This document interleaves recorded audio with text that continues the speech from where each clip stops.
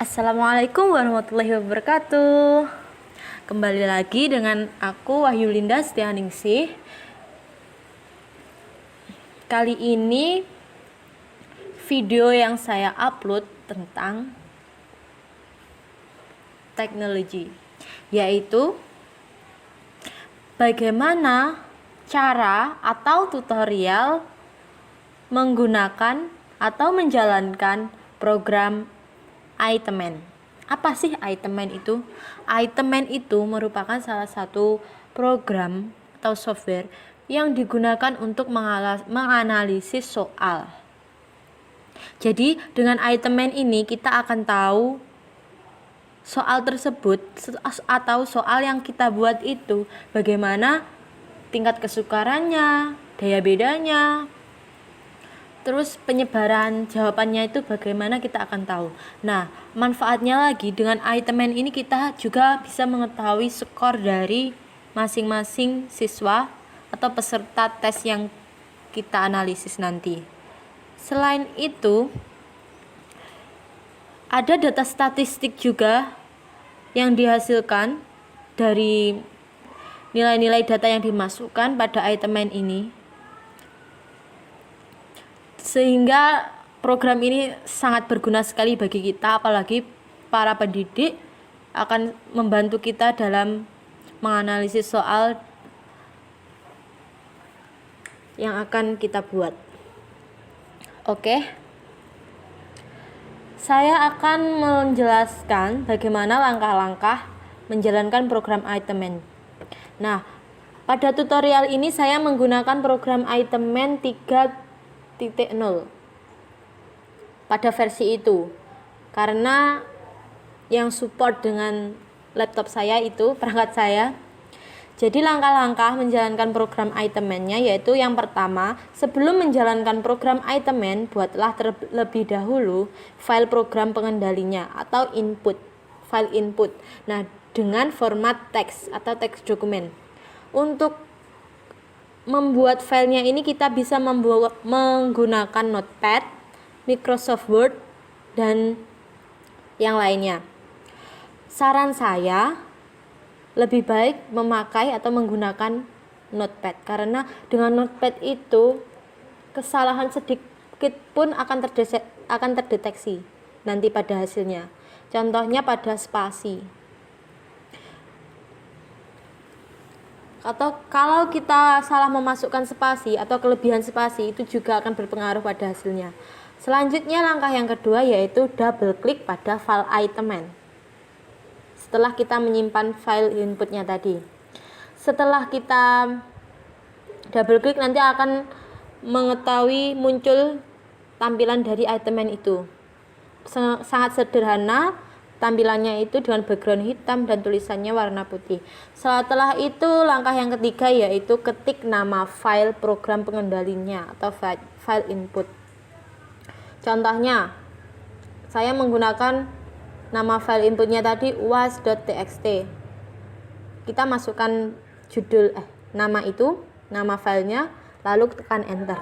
Setelah itu kita masukkan lagi nama file output. Contohnya kita atau aku itu ngasih namanya uas.output.txt, lalu tekan enter. Setelah itu ada pertanyaan tentang apakah kamu ingin menuliskan hasil skornya. Nah, nanti kita ketik Y kapital, huruf Y kapital jika ingin merekam file skor atau menyimpan file skor peserta kita tadi, lalu tekan enter.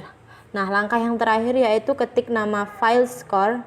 Misalnya juga di sini nama filenya uas_score.txt, lalu selanjutnya kita tekan enter. Mudah kan? Setelah itu adalah pada bagian analisis butir soal. Nah, bagaimana? Setelah saya menjelaskan bagaimana langkah-langkah menjalankan program iTemen, saya akan menjelaskan selanjutnya yaitu tentang analisis butir soal. Nah, Pada outputnya nanti kalian akan menemui keterangan pada di bawah ini, pada tampilan ini. Ada Signo, Scale Item, Prop Correct, Bshare, Point Bshare, Alternative, Alt, Prop Endorsing. Nah, di output ini Signo ini merupakan nomor urut soal pada file data. Scale Item nomor urut soal pada skala atau subtes. Prop Correct merupakan tingkat kesukaran soal. Bshare merupakan daya pembeda soal dengan menggunakan koefisien korelasi biserial. Point Bshare merupakan daya pembeda soal dengan menggunakan koefisien point biserial. Jadi dua-duanya ini merupakan daya pembeda. Untuk selanjutnya ada alt. Saya sering bacanya itu alternatif gitu. Merupakan pilihan jawaban option. Kita tinggal memasukkan option 5 option atau 4 option. Kalau 4 option A, B, C, D, ya tergantung lah. Kalau 5 option juga misalnya A, B, C, D, E gitu. Yang selanjutnya ada prop endorsing. Prop endorsing ini merupakan tingkat penyebaran jawaban. Pada opsi-opsi tersebut banyaknya siswa yang memilih opsi tersebut. Setelah ini tuh sebenarnya ada satu lagi yaitu K. K merupakan kunci jawaban. Lambangnya adalah tanda bintang, simbol bintang. Setelah itu, setelah di item statistik dan alternatif statistik ada scale statistik. Nah, di scale statistik ini ada keterangan. Yang pertama, end of items merupakan jumlah soal yang dianalisis. Yang kedua, end of examinees merupakan jumlah peserta tes yang dianalisis. Min, skor rata-rata peserta tes. Variansi dari distribusi skor peserta tes. Standar deviasi merupakan simpangan baku. Selanjutnya ada skew. Skew ini merupakan kemiringan dari distribusi skor peserta tes. Ada skew dengan kemiringan negatif, ada juga yang positif. Nah, negatif di sini menunjukkan sebagian besar skor berada pada bagian atas. Nah, untuk yang positif menunjukkan sebagian besar skor berada pada bagian bawah atau skor rendah. Setelah itu ada kurtosis. Kurtosis ini merupakan puncak atau keruncingan atau kelandaian dari distribusi skor peserta tes. Nilai positif pada kurtosis distribusi skor lebih lancip dan nilai negatif pada distribusi skor lebih landai. Setelah itu ada juga minimum nilai skor terendah, maksimum nilai skor tertinggi, median nih skor tengah, alpha. Alpha merupakan koefisien reliabilitas tes atau tingkat kecermatan dan keajegan. SEM merupakan kesalahan pengukuran. Min P rata-rata tingkat kesukaran soal. Min item thought rata-rata daya pembeda. Point biserial. Nah, di sini pada point Bshare. Kalau yang min biserial merupakan rata-rata daya pembeda pada biserial atau Bshare saja.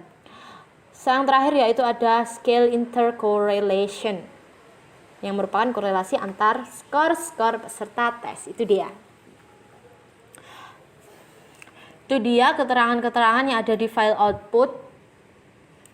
Nah, selanjutnya tadi juga ada file hasil skor, nanti merupakan hasil dari skor pesertanya. Sudah ada, akan memudahkan kita juga. Setelah itu lanjut saja ke video tutorialnya. Langkah selanjutnya, tetap stay ya. Oke, kita lanjutkan pada bagaimana langkah-langkah atau praktiknya kita menggunakan program Iteman. Seperti yang saya jelaskan tadi, yang pertama kita harus membuat program pengendalinya, file program pengendalinya. Saya sarankan menggunakan Notepad karena Notepad di sini masukin inputnya akan lebih spesifik. Jadi apabila salah satu spasi saja akan sangat berpengaruh pada hasil dari program Iteman nanti. Di sini saya akan memasukkan dahulu data dari tesnya ya.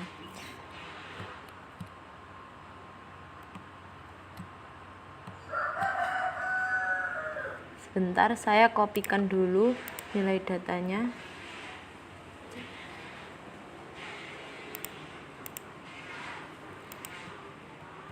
Ini dia, ada 30 peserta tes dengan 10 soal tes. Beserta jawabannya ini, hasil datanya. Selanjutnya, pada baris pertama ini,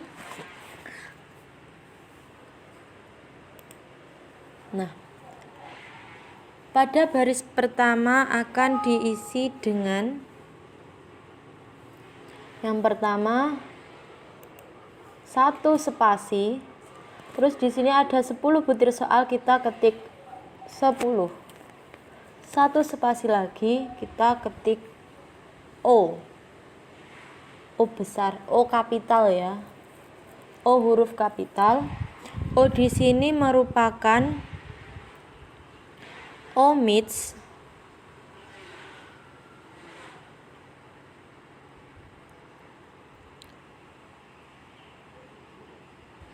O di sini merupakan omits.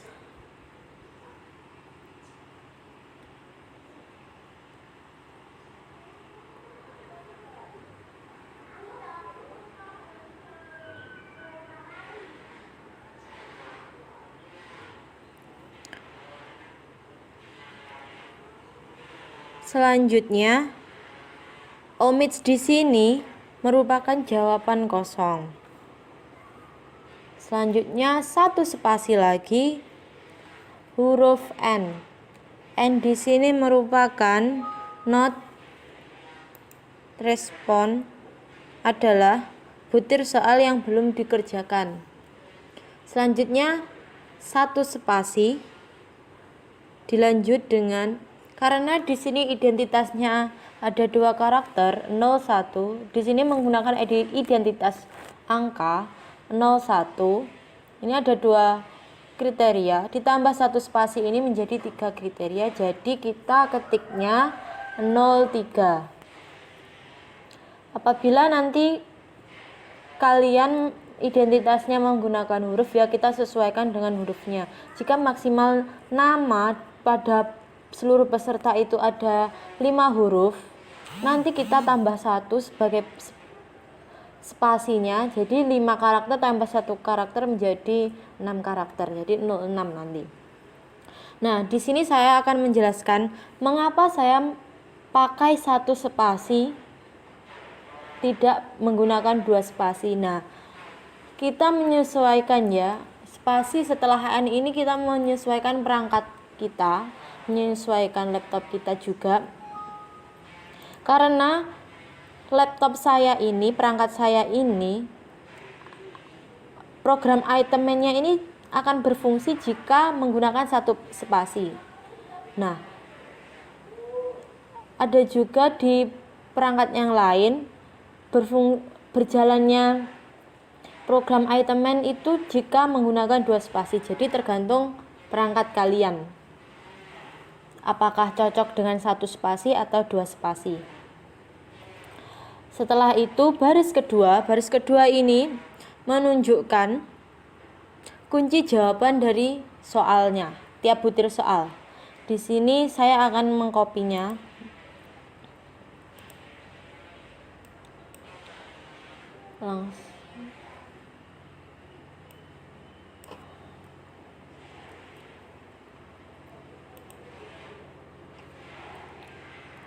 Nah, baris kedua ini adalah kunci jawaban dari butir soalnya.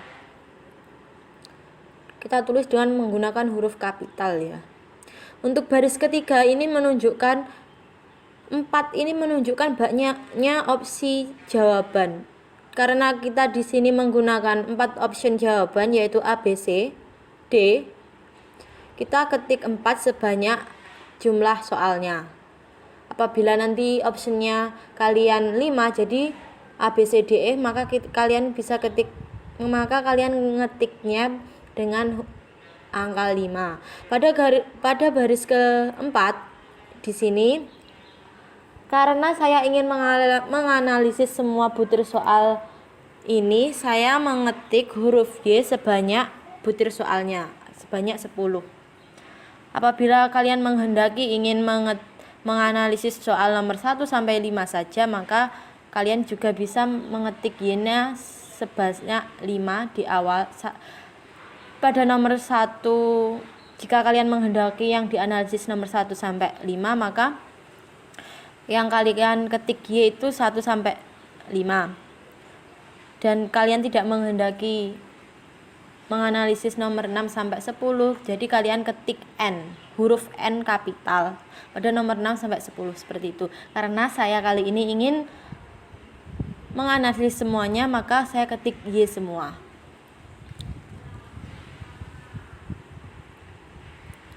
Nah, itu dia cara memasukkan input atau file program pengendali pada Notepad dengan menggunakan Notepad. Kita simpan, save.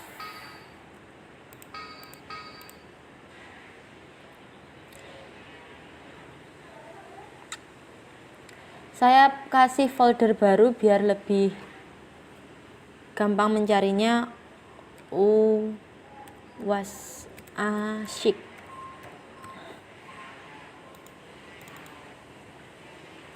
Saya kasih judul misalkan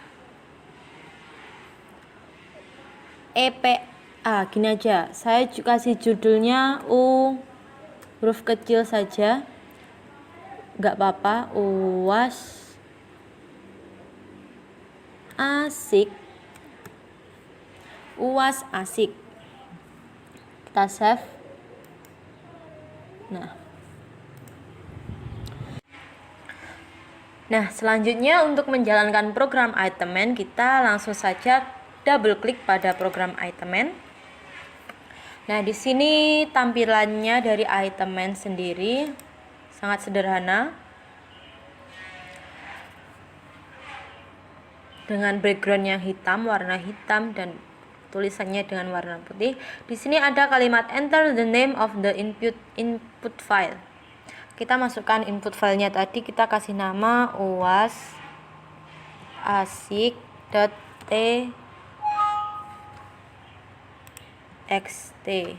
Kita enter. Nah, masukkan enter the name of the output file. Output filenya saya menginginkan uas dengan kalimat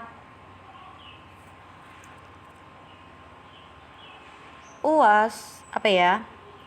Uas out gitu aja. out.txt, kita enter. Do you want the scores written to a file? Yes, I want. Karena saya ingin, jadi saya ketik Y dengan huruf kapital. Tekan enter. Enter the name of the score file. Saya ingin menamainya untuk nilai skornya uas skor gitu aja. txt. Bismillahirrahmanirrahim. Ya, ini dia tampilannya. Ini di sini uas asik ini adalah input file saya tadi atau file program pengendalinya. Di sini ada uas out. Ini adalah hasil dari input filenya yang dimasukkan ke program Itemen, dan di sini adalah skor dari tiap peserta tesnya. Akan saya buka pertama di outputnya.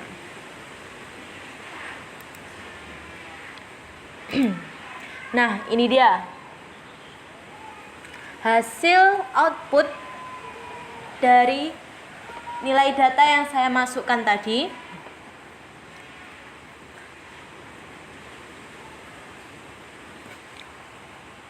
Di sini tampilannya seperti ini.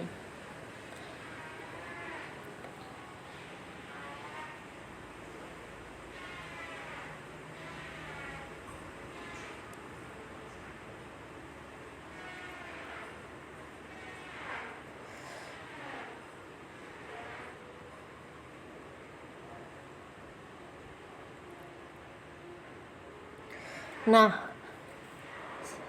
di sini sekno ini merupakan nomor urut soal pada file data. Dan pada scale item ini menunjukkan nomor urut soal dalam skala atau subtesnya. Maaf ada gangguan. Nah, setelah scale item ada prop correct. Nah, prop correct ini merupakan tingkat kesukaran soal dari butir soal tadi. Di sini ada BISER. BISER merupakan daya pembeda atau daya beda soal dengan menggunakan koefisien korelasi biserial. Sedangkan poin BISER di sini merupakan daya pembeda soal dengan menggunakan koefisien poin biserial.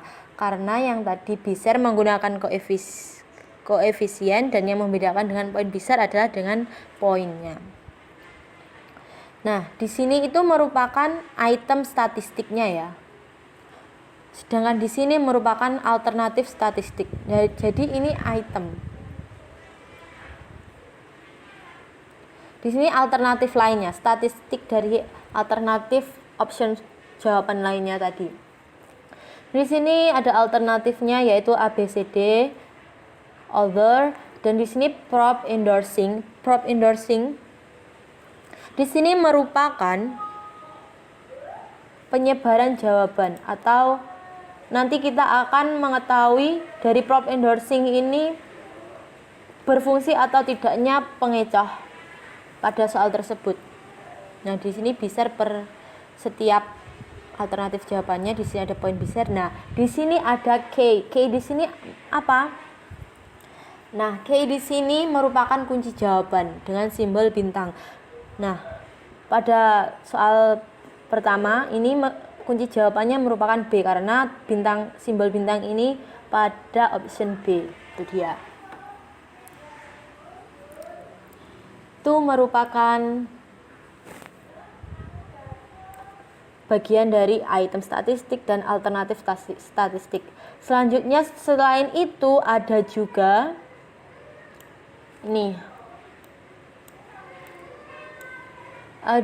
ini dia scale statistik, skala statistik keseluruhan. Di sini ada end of item. End of item di sini merupakan jumlah soal yang dianalisis, ada 10 soal. End of examination ini merupakan jumlah peserta tes yang dianalisis. Min merupakan rata-rata peserta tesnya. Ada variasi, standar deviasi. Skew merupakan kemiringan. Nah, skew di sini ada kemiringan negatif dan juga ada kemiringan positif. Setelah itu ada kurtosis. Nah, kurtosis ini merupakan puncak keruncingan atau kelandaian dari distribusi skor peserta soal. Setelah kurtosis ada minimum, nilai minimal, ada nilai maksimal, ada median, nilai tengahnya, ada alpha. Alpha di sini merupakan koefisien reliabilitas tes. Nah, di sini menunjukkan dengan nilai reliable ini kita bisa tahu soal ini reliable atau tidak gitu. Setelah itu ada SEM. SEM ini merupakan kesalahan pengukuran. Min P di sini merupakan rata-rata tingkat kesukaran soal. Min item total merupakan rata-rata daya pembeda, dan min biserial merupakan rata-rata daya pembeda biserialnya. Nah, itu dia output dari file program pengendali atau file input tadi, hasilnya. Selain output, kita juga dapat mengetahui skor setiap pesertanya tadi. Ini dia. Skornya, ini sudah ada identitasnya dari peserta nomor 1 sampai nomor 30 dan di sini merupakan skornya. Skor di sini akan membantu kita untuk menilai nanti. Jadi kita tidak harus menghitungnya lagi karena otomatis di sini sudah ada hasil skornya. Nah, dari skor ini kita mengetahui bahwa nilai tertingginya itu Nilai tertingginya yaitu ini dia 8. Dan nilai terendahnya adalah 3. Itu dia.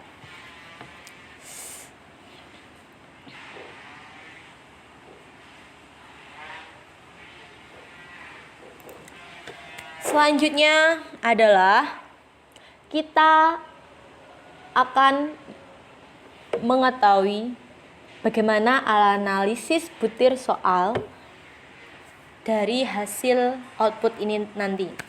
Ini tadi. Saya akan menganalisis soal nomor berapa ya? Nomor 1,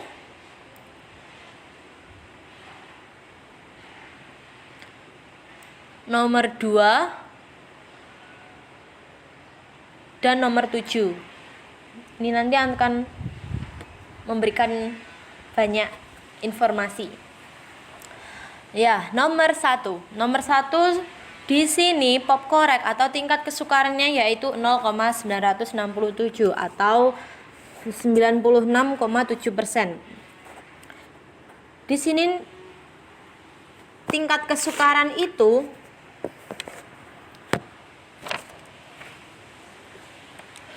untuk memperoleh skor yang menyebar, nilai tingkat kesukarannya itu harus mendekati 0,5 atau biasanya kriterianya yang baik itu yaitu lebih dari sama dengan 0,3 dan kurang dari sama dengan 0,7.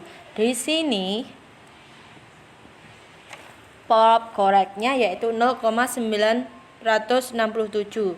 Ini menunjukkan lebih dari sama dengan 0,7, sehingga karena hampir menuju 1, ini menunjukkan bahwa soal ini sangat mudah. Selanjutnya pada biser, daya pembedanya 0,109 dan poin bisernya 0,045. Nah, daya beda itu berada pada rentan lebih dari sama dengan -1 dan kurang dari sama dengan 1. Nah, untuk soal akan memiliki daya beda yang sangat baik jika daya bedanya itu lebih dari sama dengan 0,3. Karena di sini daya bedanya kurang dari sama dengan 0,3, maka daya soal tersebut menunjukkan bahwa kurang baik untuk digunakan. Pada alternatif jawabannya, ini kunci jawabannya adalah pada poin B atau pada option B. Dengan prop endorsing, penyebaran jawabannya atau berfungsi pengecoh di sini. Option B ini 0,0 atau 0%. Di sini option A di sini 0,0 atau 0%. Nah, option A ini tidak berfungsi sebagai pengecoh. Karena pengecoh itu sangat berfungsi dengan baik jika banyaknya siswa yang memilih option tersebut itu sekurang-kurangnya 5% dari seluruh peserta atau 0,05.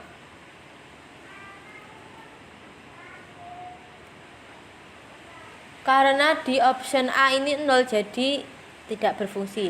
Nah, option C ini 0,033. Di sini juga kurang dari 0,05, maka option C tidak berfungsi. Option D berfungsi pun hanya sedikit. Nah, option D ini juga 0%, menunjukkan tidak berfungsinya pengecoh. Dan yang lainnya juga 0%. Jadi, menurut saya pada soal butir pertama ini sebaiknya direvisi atau diganti karena sangat mudah sekali. Setelah itu kita lanjut pada nomor 2. Nomor 2. Di sini pada butir soal kedua, prop correctnya adalah 0,167. Kalau dibuat persennya itu 16,7%.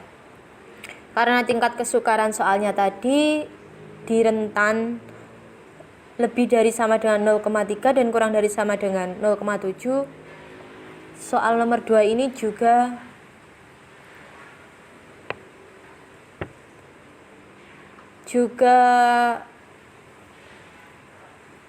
di bawah rentan.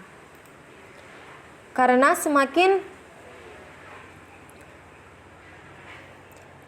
jika soal tersebut tingkat kesukarannya kurang dari 0,3, hampir menuju 0, itu menunjukkan bahwa soal tersebut sangat sulit untuk dikerjakan. Dan jika soal tersebut skalanya hampir menuju 1, dari 0, lebih dari 0,7 sampai 1 atau hampir 100%, itu menunjukkan soal tersebut mudah sekali untuk dikerjakan. Karena di sini kurang dari 0,3, jadi soal ini cukup sulit untuk dikerjakan. Nah, pada BISER daya pembeda ini ada 0,227 dan daya beda pada poin BISER yaitu 0,152. Nah, seperti yang saya jelaskan tadi, daya beda itu soal akan memiliki daya beda yang baik jika daya bedanya lebih dari sama dengan 0,3. Dan di sini pada poin BISER dan pada BISER-nya itu kurang dari 0,3. Jadi soal tersebut kurang atau tidak memiliki daya beda yang baik. Pada alternatif jawabannya pada nomor 2 ini, kunci jawabannya ada pada option C. Nah, di option A, prop endorsing, tingkat penyebaran jawaban. Jadi banyak siswanya itu yang memilih option A itu ada 83,3%. Atau 833 di sini. Jadi option A ini sangat berpengaruh atau sangat berfungsi sebagai pengecoh. Untuk option B di sini 0% atau 0. Nah, option B ini tidak berfungsi pengecohnya, dan option D juga 0, other juga 0. Jadi yang berfungsi sebagai pengecoh adalah option A dengan kunci jawaban C. Selanjutnya, analisis soal selanjutnya saya memilih soal nomor 7. Nah, nomor 7 di sini prop correct atau tingkat kesukaran soal yaitu 0,633. Nah, dari hasilnya ini sangat bagus karena pada rentan lebih dari sama dengan 0,3 dan kurang dari sama dengan 0,7. Sehingga soal ini cukup baik. Pada poin BISER. Nah, pada poin BISER yang pertama pada BISER ya. BISER-nya 0,430 atau 0,430. Di sini lebih dari sama dengan 0,3. Jadi soal ini memiliki daya beda yang baik. Selanjutnya poin BISER-nya juga seperti itu, lebih dari sama dengan 0,3 yaitu 0,336. Nah, soal nomor 7 ini memiliki daya beda yang baik. Setelah itu kita lihat kunci jawabannya adalah B. Tetapi ada tanda tanya di sini. Nah, apa maksud dari tanda tanya di sini?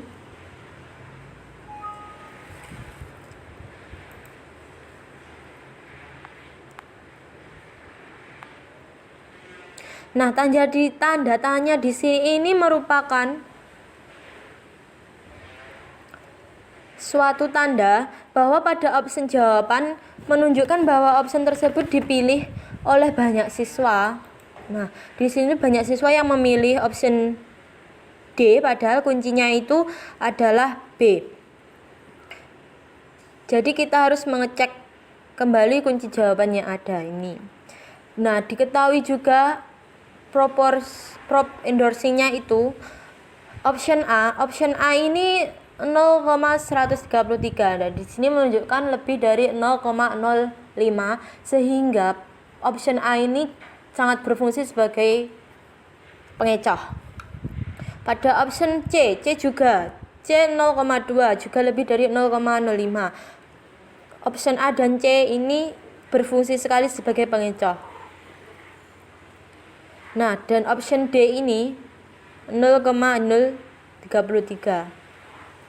Walaupun di bawah 0,05, tapi banyak siswa yang memilih jawaban ini, sehingga perlu dicek kembali kunci jawabannya karena ada informasi tanda tanya di sini. Itu dia.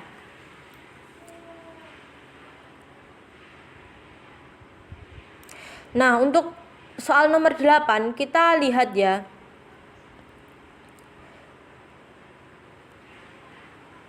Di sini juga kita harus melihatnya. Kenapa ini ada informasi penting juga. Di sini prop korek atau tingkat kesukarannya 0,1.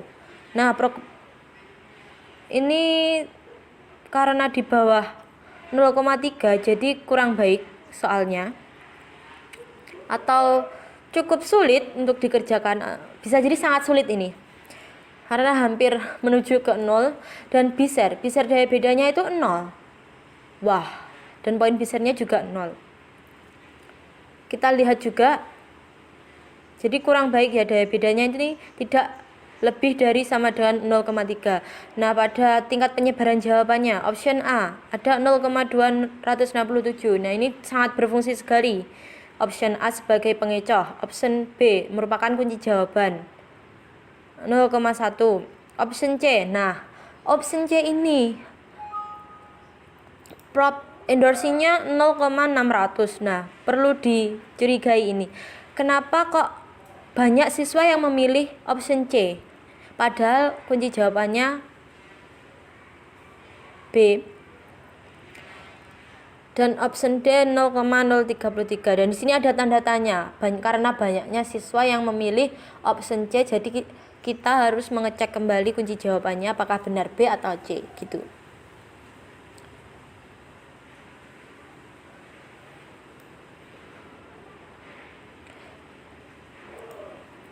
Nah, setelah kita mengecek kembali itu, dari analisis tadi kita akan mengetahui apa yang harus kita lakukan setelah mengetahui hasil analisnya, ataukah soal tersebut diganti atau direvisi, seperti itu. Ya, mungkin itu analisis butir soal yang dapat saya berikan. Dan di sini ada skill statistiknya. Semoga apa yang saya jelaskan bisa bermanfaat untuk semuanya. Apabila ada masih banyak kekurangan, kesalahan kata, kesalahan penjelasan, saya mohon maaf yang sebesar-besarnya. Semoga ilmunya, dan saya yakin ilmu ini akan bermanfaat bagi teman-teman. Mungkin itu saja yang dapat saya sampaikan.